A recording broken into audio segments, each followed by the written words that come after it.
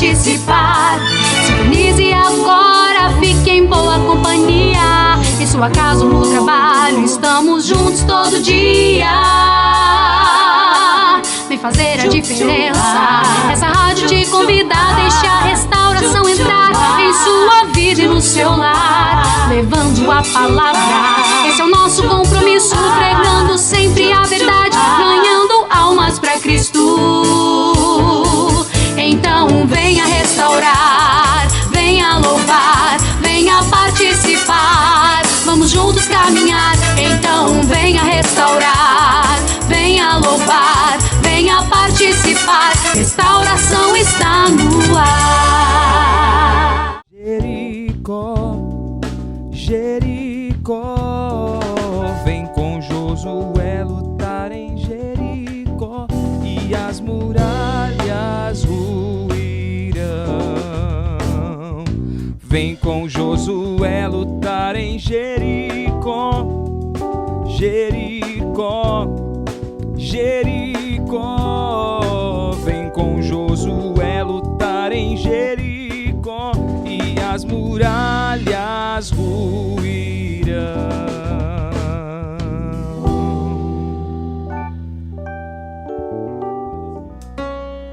Grande é o Senhor e muito digno de louvor na cidade do nosso Deus, teu santo monte. A alegria de toda a terra.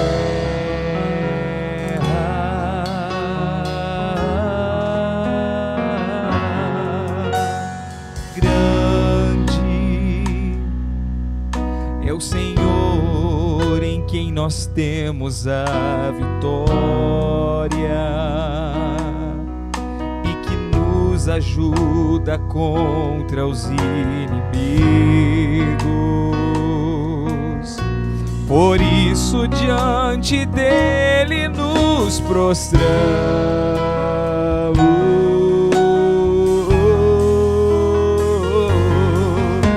queremos o teu nome engrandecer e agradecer-te por tua obra em nossas vidas. Confiamos em teu infinito amor, pois só tu és o Deus eterno e sobre toda a terra e céu.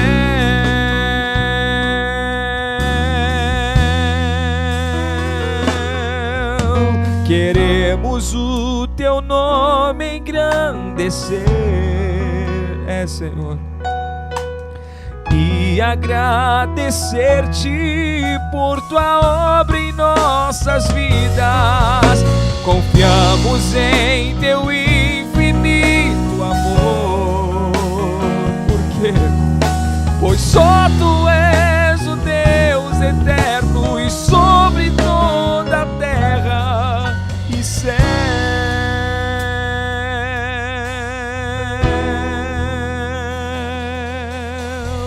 Pois só tu és o Deus eterno e sobre toda a terra. Pois só tu és o Deus eterno sobre toda a terra. Pois só tu és o Deus eterno e sobre toda a terra. Pois só tu és o Deus eterno e sobre toda a terra e céus.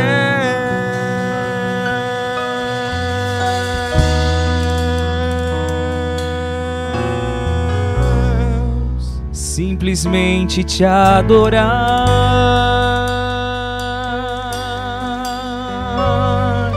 simplesmente te adorar.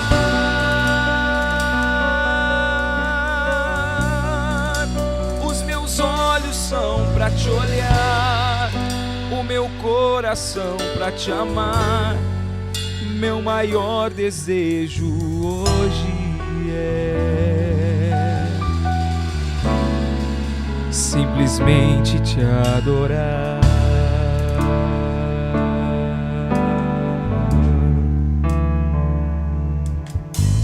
Que vontade de te adorar, que vontade de ficar aqui. Cante comigo e te adorar, simplesmente te adorar.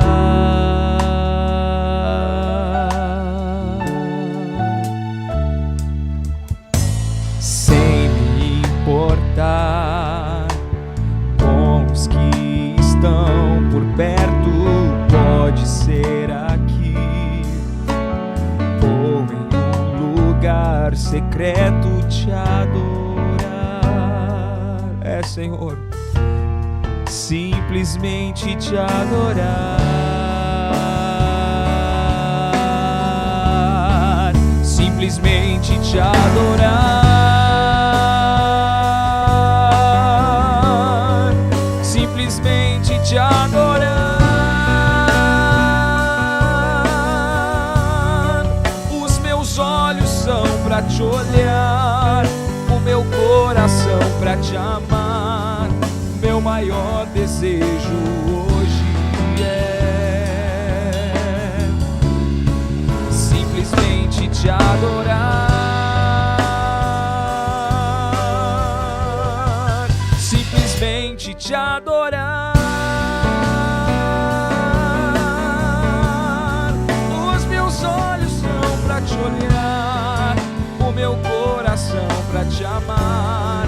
O meu maior desejo hoje é fazer o quê? É simplesmente te adorar. Gostaria de te convidar, você que está na tua casa, a adorar juntamente comigo, levantando as suas mãos para os céus e adorar, estender na tua adoração ao nosso Deus, dizendo que Ele é santo, santo, santo, Tu és santo,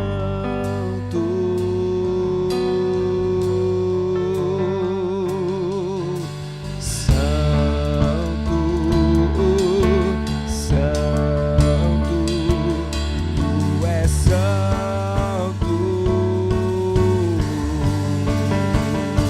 Cante forte, santo, santo, Tu és santo,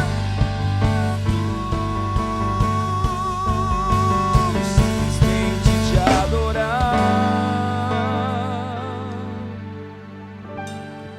simplesmente te adorar.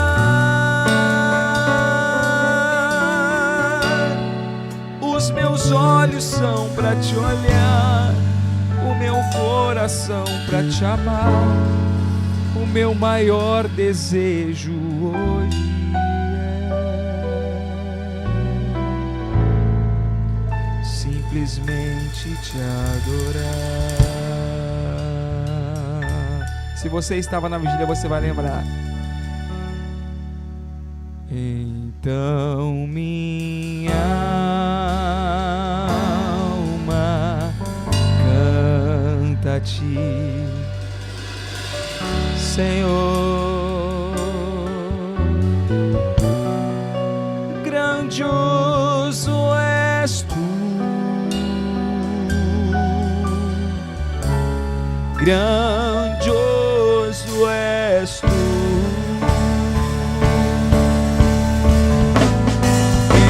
Então minha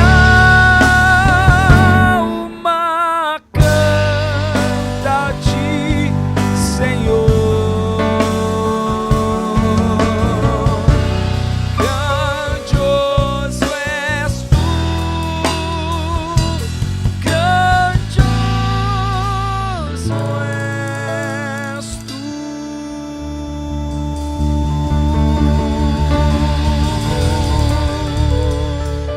Glória a Jesus.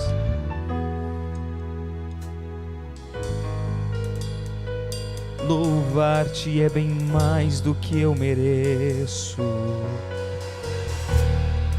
Adorar-te é mais profundo do que eu pensei. Servir-te é tudo que eu espero. O que mais quero é estar mais junto a ti. Derramar perante ti os meus anseios. A minha oferta nessa hora é a verdade, sinceridade, e te mostrar os meus pequenos sonhos. Ah, Senhor, como eu dependo de ti para me curar, para me ensinar o caminho que devo seguir. Podes me usar como tu bem queres. Abro meu coração para me curar, para me ensinar o caminho que devo seguir. Podes me usar como tu bem queres. Abro meu coração para me curar, para me ensinar o caminho que devo seguir. Podes me usar, Senhor, como tu bem queres. Abro meu coração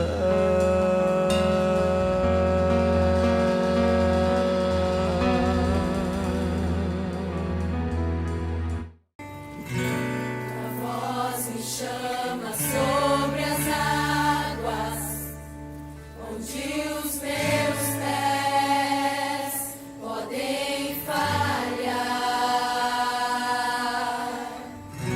e ali te encontro no mistério, em meio ao mar, confiarei.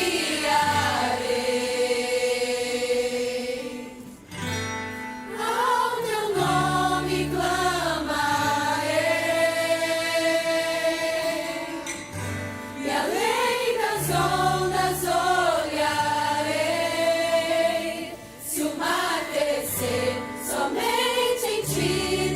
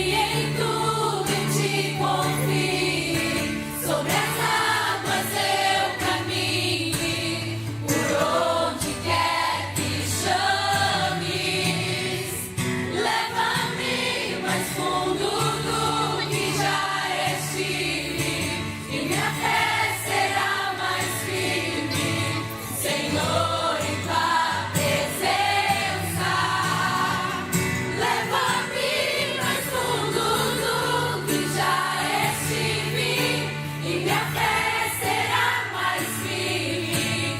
Senhor, em tua presença,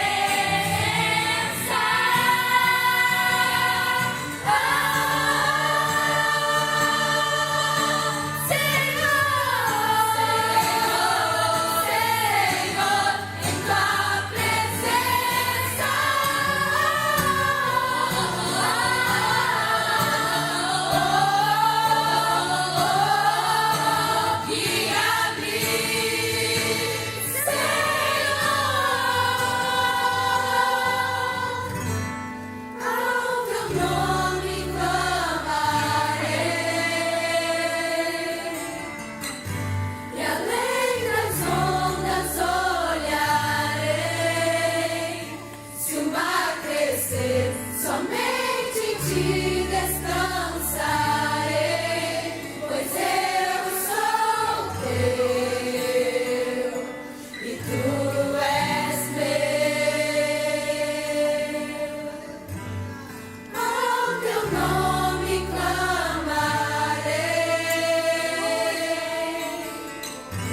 e além das ondas olharei. Se o mar crescer, somente em ti descansarei, pois eu sou teu e tu és meu. Ao teu nome clamarei,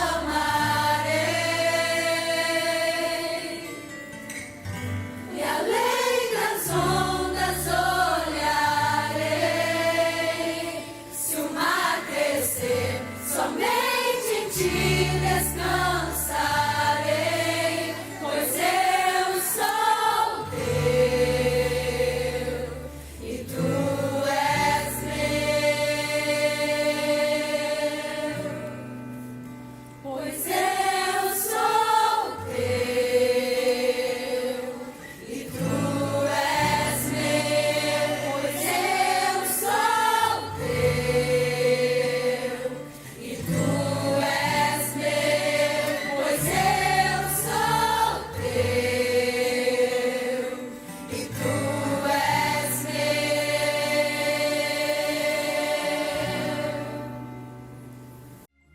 Está bem, é fácil cantar. Quando nada falta, é fácil adorar. O celeiro está cheio, é fácil ficar animado. É muito fácil amar quando a gente é amado. Mas é preciso aprender que nem tudo é bonança. Vem a hora da dor e a desesperança. Vem a ingratidão e vem o desamor. Mas até nessas horas, adore ao Senhor. Se tudo está difícil, adore ao Senhor. Mesmo no sacrifício, dai a Ele louvor.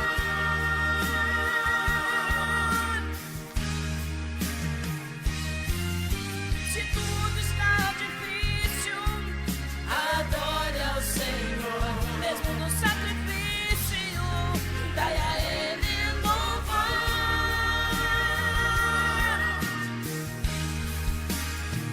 Se você for capaz de adorar, a prova vai passar.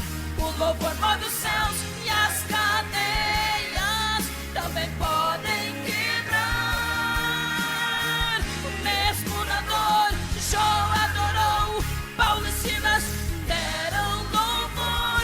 Ande cantarei, ande cantarei, as cadeias se quebraram. Davi cantava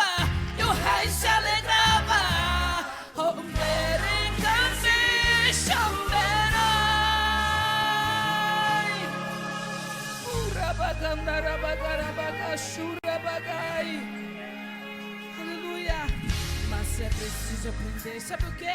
Que nem tudo é bonança. Vem a hora da dor e a desesperança. Vem a ingratidão e vem o desamor. Mas o que eu tenho que fazer nessas horas? Adore ao Senhor. Mas tá difícil, se tudo está difícil, não importa. Adore ao Senhor, mesmo no sacrifício. Dai a Ele louvor. Mas tá tão difícil, se tudo está difícil. Adore ao Senhor, mesmo no sacrifício. Que eu devo fazer? E se você for capaz, aleluia, de adorar, se você for capaz de adorar, a prova vai passar. O louvor não dos céus e as cadeias, elas precisam, aleluia. E mesmo na dor,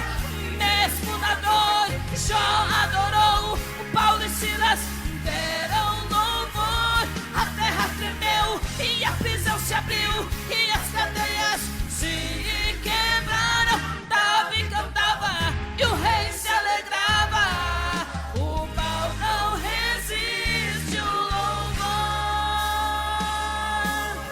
Olha só, mesmo na dor, Jó adorou, Paulo e Silas deram louvor. A terra tremeu e a prisão se abriu e as cadeias se quebraram. Davi cantava e o rei se alegrava. O pau não resiste o louvor.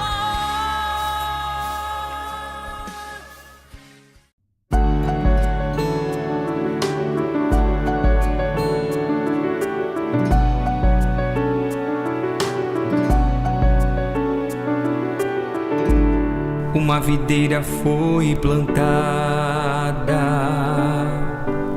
pra guiar muitos ao céu. Logo crescerão seus ramos, pois foi regada pelas mãos de Deus. E os ramos foram longe, 2 décadas crescendo.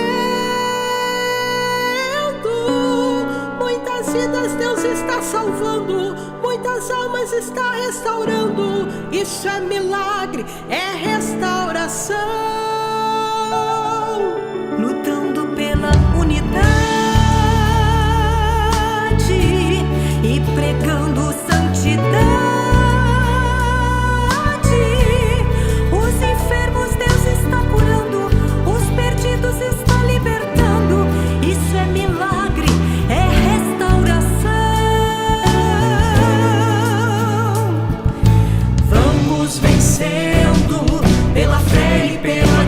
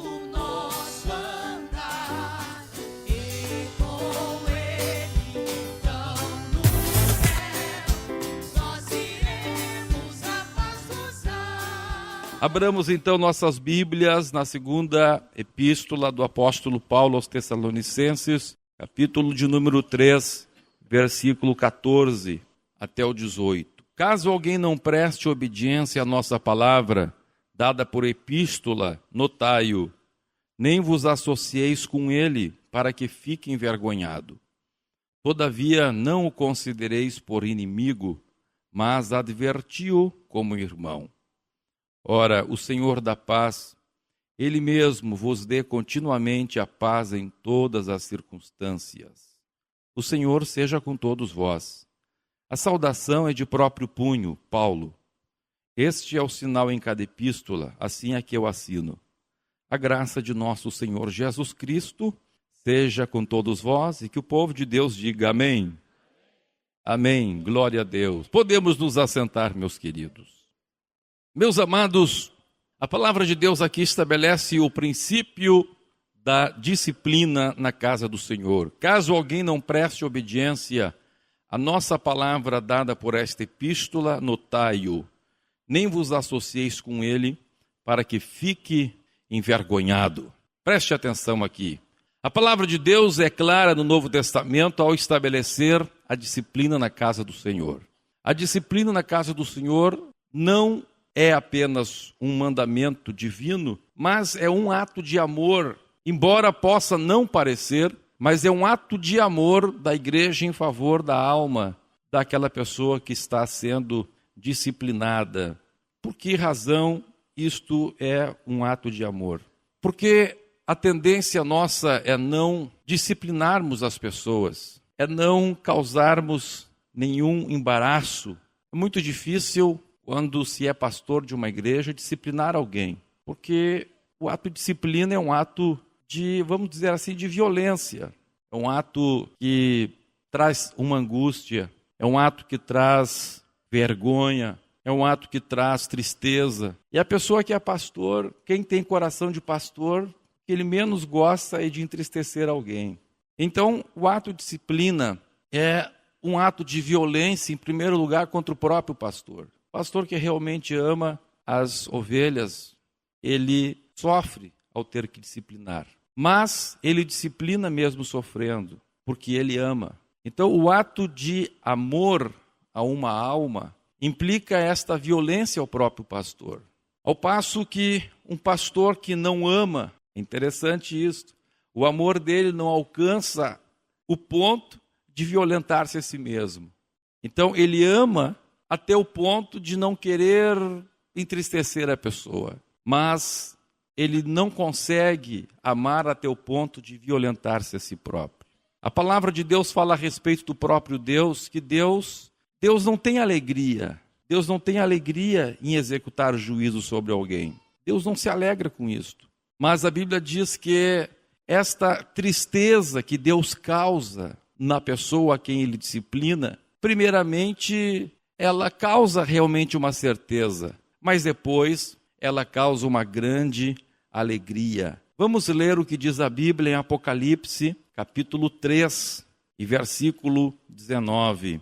Abra sua Bíblia em Apocalipse, capítulo 3, versículo 19.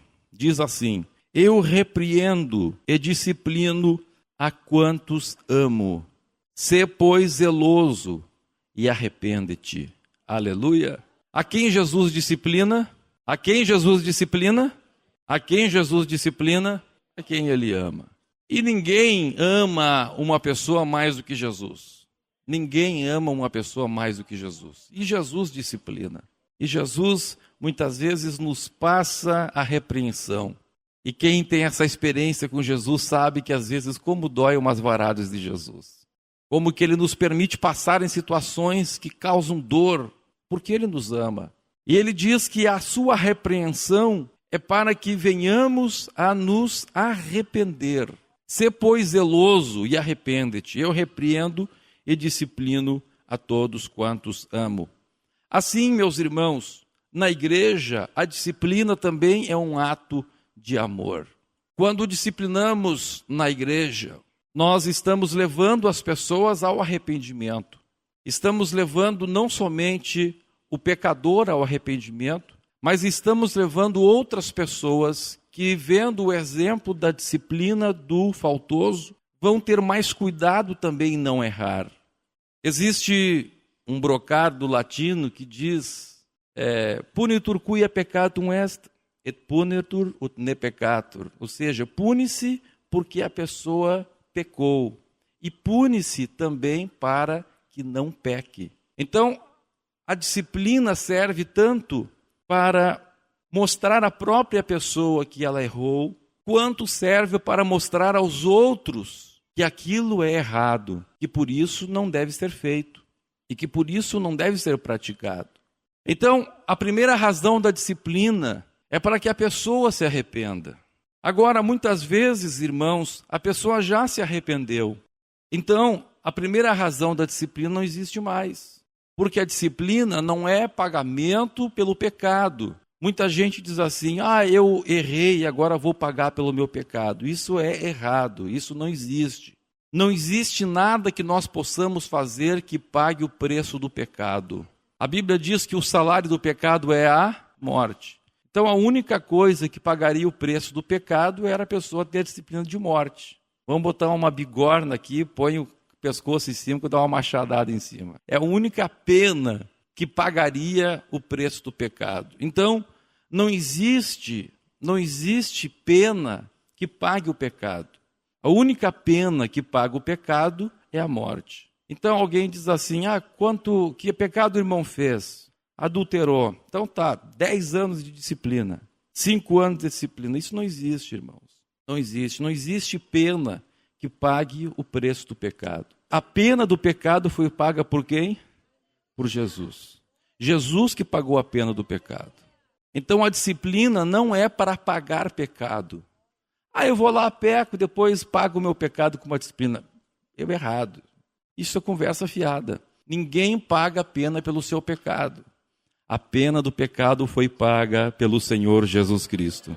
Aleluia. A Bíblia aqui diz que a primeira razão, então, da disciplina é para que a pessoa fique envergonhada, para que ela se arrependa. Então, se a pessoa, volto a dizer, se chega alguém no meu gabinete e diz assim, pastor Humberto, eu vim aqui lhe confessar, eu errei, estou aqui arrependido, eu estou com uma tristeza tremenda, uma angústia, me ajuda, pastor Humberto. Então, a primeira razão da disciplina perdeu a razão. Não existe mais. Ela já está arrependida. Ela já está pedindo perdão. Agora, qual é a segunda razão da disciplina? Para que os outros não pequem. Para que as pessoas que viram aquela pessoa errar, também não venham a errar também. Para que o exemplo do pecador também não se espalhe por toda a igreja. Os irmãos estão compreendendo isto? Amém? Entra aí Eclesiastes capítulo 8, versículo 11. O que diz lá em Eclesiastes 8, 11? Visto como se não executa logo a sentença sobre a má obra, o coração dos filhos dos homens está inteiramente disposto a praticar o mal. O coração dos filhos dos homens está inteiramente disposto a praticar o mal. Então, nós precisamos de aplicar esta disciplina, primeiro, para que a pessoa sinta que errou. E, em segundo lugar, para que o coração das demais pessoas não fique inclinado, não fique disposto a praticar aquele mesmo mal. Então, neste segundo aspecto, a disciplina, ela tem um caráter preventivo para que o pecado não se alastre no meio da igreja. Então, temos que pensar nessas duas situações. Semana passada, nós tivemos que disciplinar 2 pastores de igrejas nossas. E os 2 pastores estavam arrependidos. A disciplina que tivemos que aplicar a estes pastores não foi para que eles se arrependessem, mas foi para que o exemplo deles não se espalhasse para os demais, não contaminasse os demais. Então, por isso, com muito pesar, tivemos que disciplinar aqueles pastores. Foi um pesar, homens de Deus, pessoas queridas. Mas o amor a eles e o amor à igreja levou-nos a tomar essa atitude. Então a palavra de Deus está nos mostrando aqui, irmãos, que a disciplina então leva a pessoa a ficar envergonhada para que não peque mais. e leva também aos demais entenderem que aquilo é errado, entenderem que aquilo não deve ser praticado e se abster então de fazer aquele mal. Aleluia. Agora, o que eu quero falar aqui é sobre a maneira de se aplicar esta disciplina. A maneira com que deve se aplicar com amor e cuidado ao faltoso. Vamos ler a Bíblia Sagrada em Mateus, capítulo 18, versículos 6 e 7. Qualquer, porém, que fizer tropeçar a um destes pequeninos que creem em mim, melhor lhe fora que se lhe pendurasse ao pescoço uma grande pedra de moinho e fosse afogado na profundeza do mar. Ai do mundo por causa dos escândalos, porque é inevitável que venham escândalos, mas ai do homem pelo qual vem o escândalo. Então veja, quando alguém peca, quando alguém erra, e o seu pecado torna-se conhecido dos demais, este erro desta pessoa causa um escândalo. A palavra escândalo vem do grego escândalos e significa uma pedra de tropeço. Então, a partir do momento que você sabe que alguém errou, que alguém pecou, que um obreiro pecou, você então, a pessoa, especialmente aquele mais fraco, se escandaliza. Aquilo para ele é uma pedra de tropeço. E ele acaba até se desviando, parando, deixando de servir a Jesus, que pensa, mas puxa vida, aquele camarada lá está pregando desse jeito, aquela mulher está cantando desse jeito, aquele homem lá, eu sei que ele tem uma outra mulher lá e está aí orando na igreja. Então isso causa um escândalo. Então a Bíblia está mostrando aqui que é normal, Jesus disse que é normal que aconteceria escândalo. Mas ai daquele porque vem o escândalo. Ai daquele que, por causa da sua atitude, um pequenino tropeça. Por isso que estes homens que causam grandes escândalos estão aí na mídia, na televisão e fazendo coisas terríveis e usando o evangelho como mercadoria. Essas pessoas estão escandalizando milhares e milhões de pessoas. Quantos milhões de pessoas não querem nem saber de entrar numa igreja por causa do escândalo que estes homens causam com o comércio do evangelho?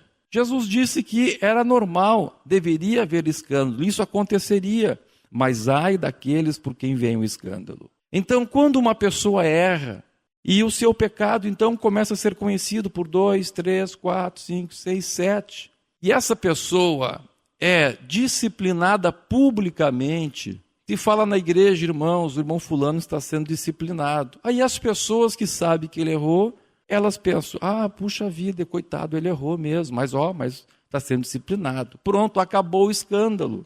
Acabou o escândalo, terminou o escândalo. Por quê? Porque as pessoas souberam que o fulano errou, mas a igreja tomou uma atitude. Ele foi e confessou o seu erro. Então pronto, terminou o escândalo. Acabou o escândalo. Então por isso que a disciplina também é um ato de amor. Porque a Bíblia diz, ai daquele, Jesus disse, ai daquele por quem vem o escândalo. Se aquela pessoa não fosse disciplinada, outros iriam errar porque ele está errando. Imagine só, a esposa do pastor, ela começa a usar joias, começa a se pintar. O que vai acontecer se a esposa do pastor começar a fazer isto e ela não for disciplinada? O que vai acontecer? Outras vão começar a fazer igual. Então ela se tornou um escândalo, ela se tornou uma pedra de tropeço. Mas se o pastor disciplinar a sua própria esposa, o que aconteceu?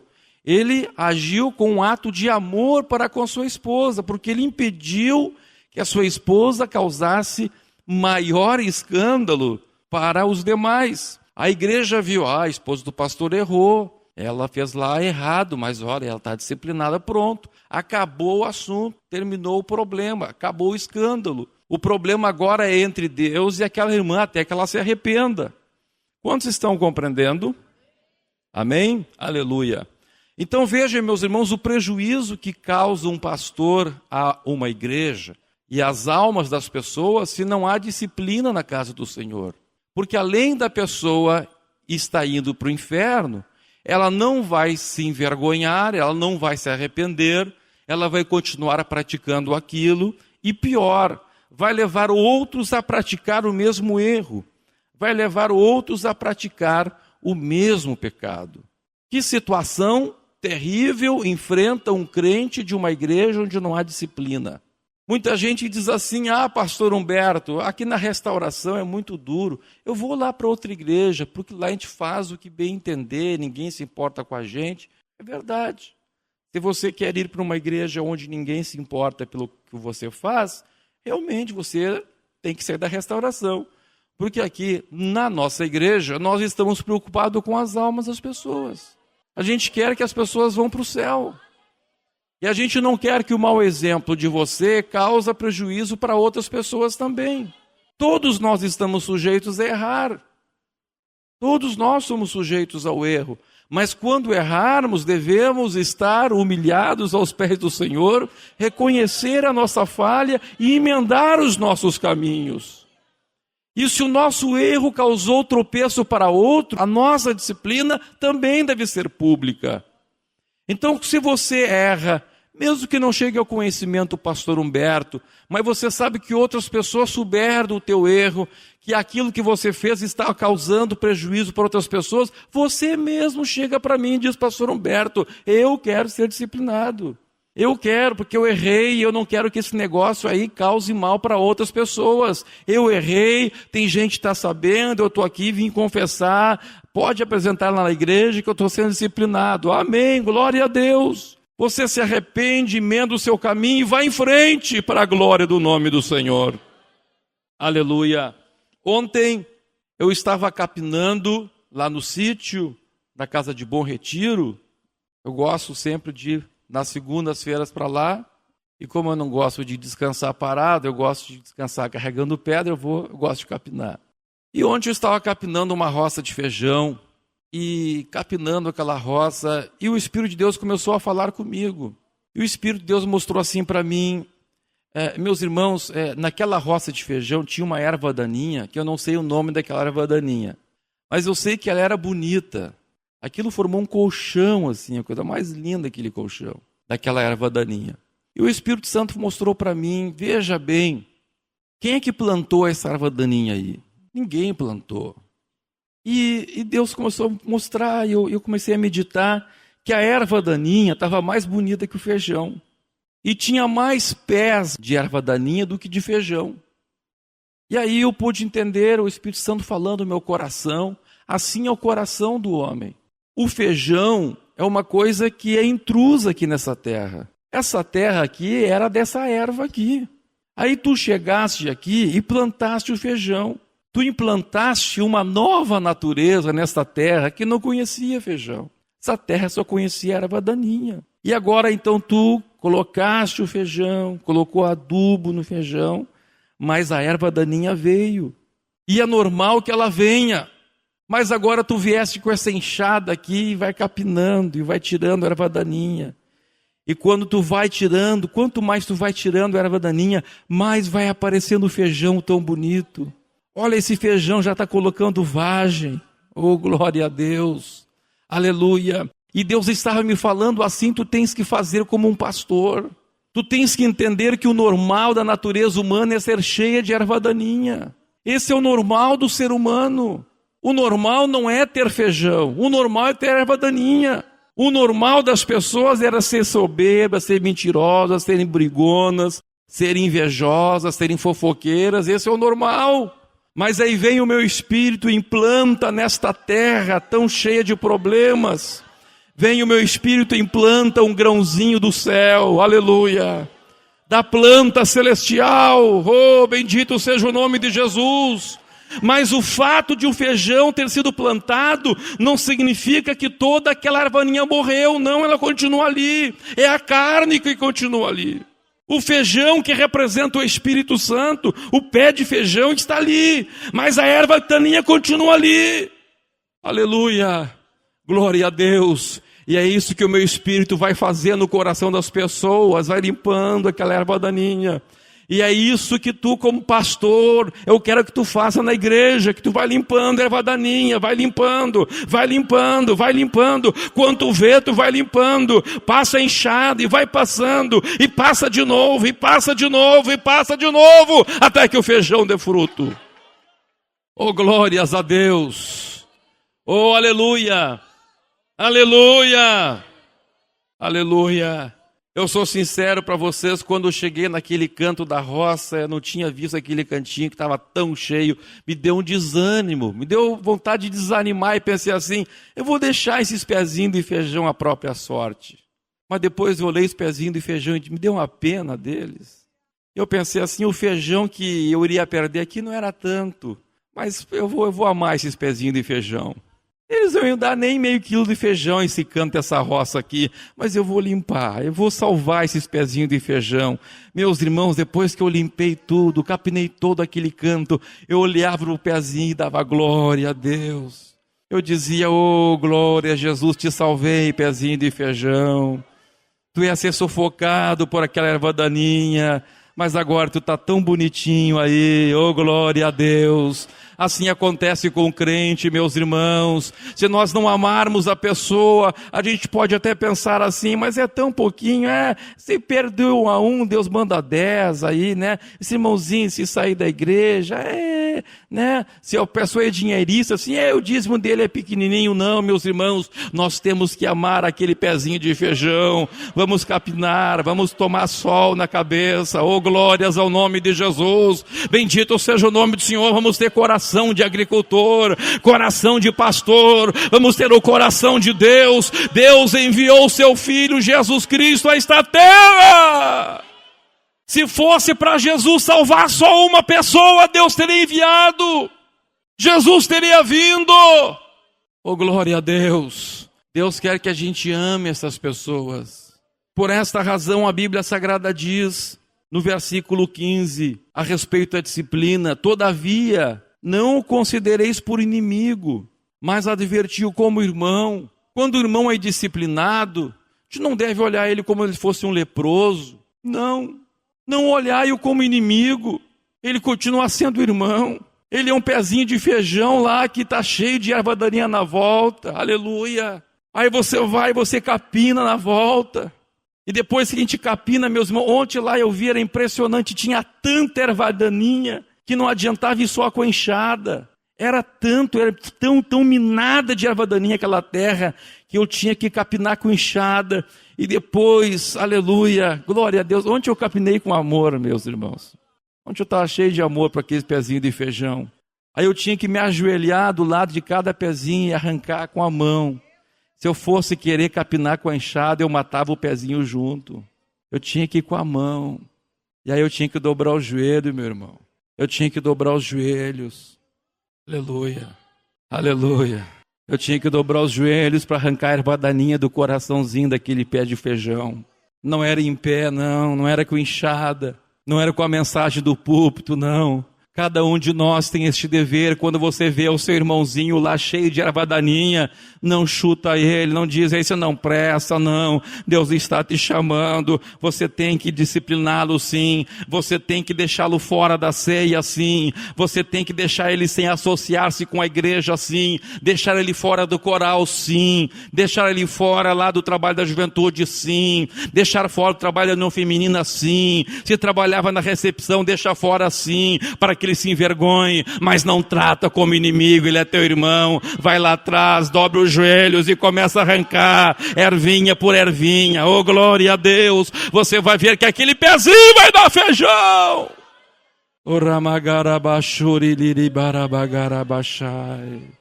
Aleluia, glória a Deus. Depois do feijão, eu fui lá para a horta e tinha uns pezinhos lá de agrião do seco.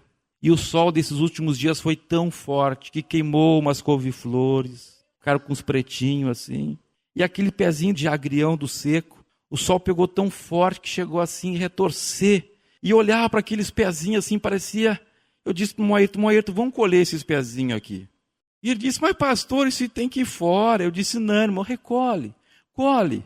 E vamos lavar, vamos ver o que acontece. Ah, meus irmãos... A gente colheu e lavou aquele agrião. Olha, eu comi hoje, que coisa bem boa. Não dava nada por ele. O sol tinha queimado. Ele estava ali meio misturado com a terra. Mas ele era agrião. Oh, glória a Deus. E quem sabe às vezes tem um crente lá queimado pelas lutas, arrebentado, misturado lá, aleluia. E você olha para ele e diz, isso não presta, isso não serve, aleluia. E uma coisa interessante nesse tal de agrião do seco, meus irmãos, o sabor dele é muito mais gostoso que o do outro, é mais concentrado. Porque as lutas fazem a pessoa ficar mais concentrada. As lutas fazem você ficar melhor. As lutas fazem você ter mais consistência. Oh, glórias ao nome de Jesus. E Deus está dizendo isso para nós, Deus está dizendo isso para a igreja. Se alguém não vai atrás da palavra, não obedece à palavra, disciplina ele. Ele tem que ser envergonhado, mas não abandona ele, não larga ele. Vai com a enxadinha atrás dele, dobra os joelhos atrás dele, vai arrancar a erva daninha dele. Aproveita aquele agriãozinho do seco, oh, glória a Deus! Bendito seja o nome de Jesus. Deus está convidando esta igreja a ser uma igreja de amor. Aleluia. Esse irmão aqui veio dizer assim, eu quero dar uma declaração aqui agora. Eu estava nas drogas, mas Jesus me libertou, porque o irmão que está aqui na igreja foi lá e tirou a erva daninha do meu coração. Amém, irmão? Pode sentar aí. Aleluia. Aleluia, glória a Deus. Ele está ali? Amém, glória a Deus. Viu? Alguém foi lá, alguém foi atrás. Alguém te olhou não como um drogado, alguém te olhou como um pezinho de feijão. Aleluia, precioso. Oh, glória. Olha a alegria dele lá, ó.